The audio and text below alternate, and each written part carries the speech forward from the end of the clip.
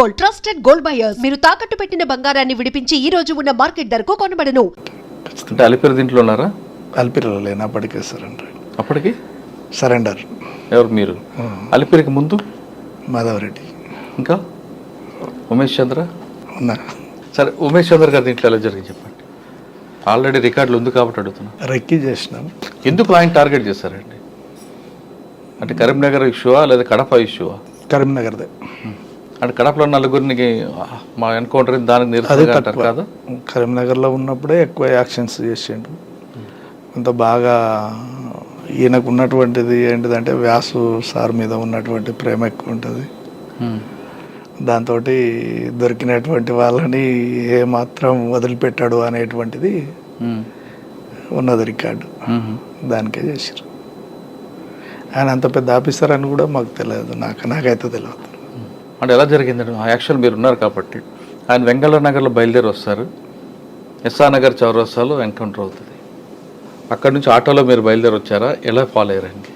ఆయన మారుతి వ్యాన్లో వస్తారు. ఆయన 3 టీంలు ఉంటాయి ఎప్పుడైనా కానీ, 3 బ్యాచ్లు అనేటువంటివి పెట్టుకుంటాం. ఫస్ట్ బ్యాచ్ కొట్టలేదనుకో సెకండ్ బ్యాచ్ కొట్టకపోతే థర్డ్ బ్యాచ్.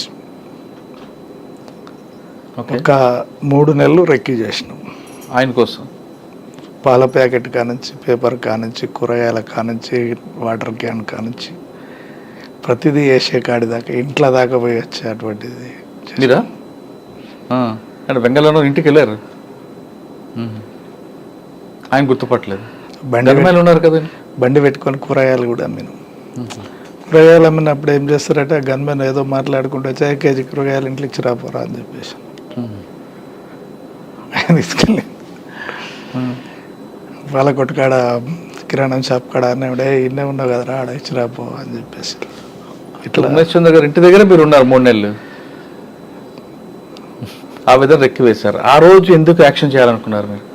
ఆ రోజే అనేటువంటిది ఏం లేదు, మాకు అనుకూలమైనటువంటి టైం వచ్చింది కాబట్టి కొట్టేసి. ఓకే, మీరు 3 నెలల నుంచి రెక్కి వేశారు. ఆయన మారుతి వ్యాన్లో బయలుదేరారు. మీరు కరెక్ట్గా చౌరసా వచ్చింది, అప్పుడే ఎందుకు చేశారు ఆపరేషన్?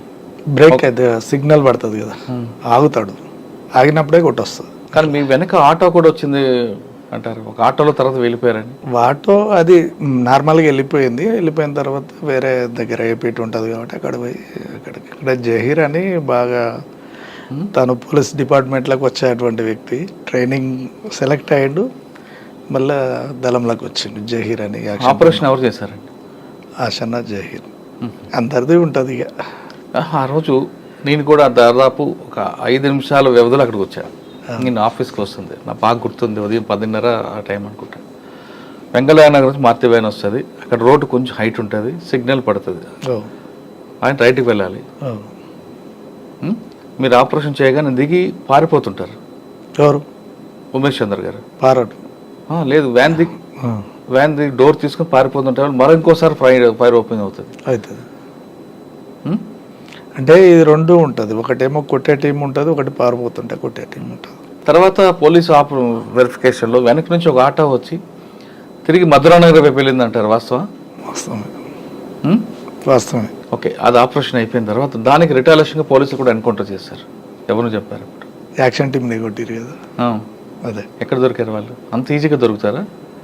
అంటే ఈజీగానే అంటే కొన్ని అంటే టెక్నికల్ మిస్టేక్ల వల్లనే. వాస్తవంగా కూడా ఏంటంటే ఎస్ఆర్ నగర్లో జరిగిందే కదా మీరు అనేది.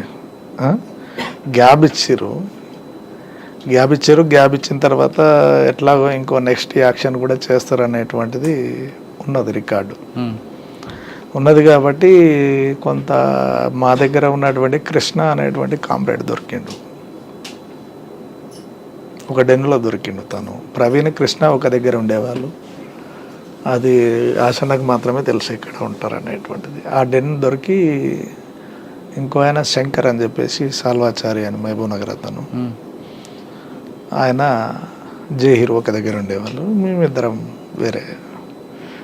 ఇదంతా జరుగుతున్నటువంటి క్రమంలో ఏంటంటే అట్లా రెక్కి అక్కడ చేసేటువంటిది. అది మనకి కథల సమయకు డౌట్ వచ్చింది, పోలీసు వాళ్ళకి ఇన్ఫర్మేషన్ ఇచ్చిండు. ఉన్నట్టే ఉండి బయటికి వెళ్ళిపోయిండు. అరే అక్కడ పరిస్థితి బాగాలేదు కాబట్టి రిట్రీట్ కావాలని చెప్పేసి వస్తున్నటువంటి క్రమంలో సెర్చింగ్ చేసి కొట్టుపడేసి. ఆ రోజు కత్తుల సమయం వివేకందర్ కాలనీలో ఉండేవారు ఆయనకి డెన్. అవును. వివేకందర్ కాలనీ వెనక ఆల్విన్ కాలనీలో మీ షెల్టర్.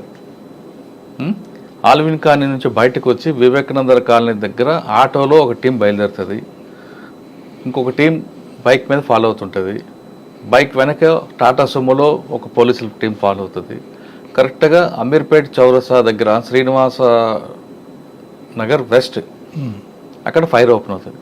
ఆ సీన్ ఒకసారి చెప్పండి, మీరు కల్లారా చూసారు అది. మాకు డౌట్ వచ్చింది, ముందు ఆశన్నకు డౌట్ వచ్చింది. అంటే మీరు ఉన్నారు అప్పుడు? ఆశాన్ ఉన్నారా? డౌట్ వచ్చింది. డ్రైవింగ్ ఎవరు? టూ వీలర్ మీరు, ఆశాన్ వెనక కూర్చున్నారు.